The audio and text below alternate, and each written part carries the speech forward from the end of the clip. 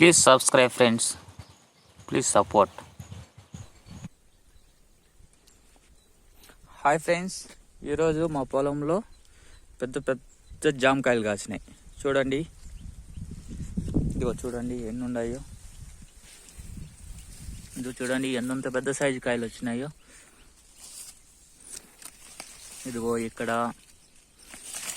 ఇదిగో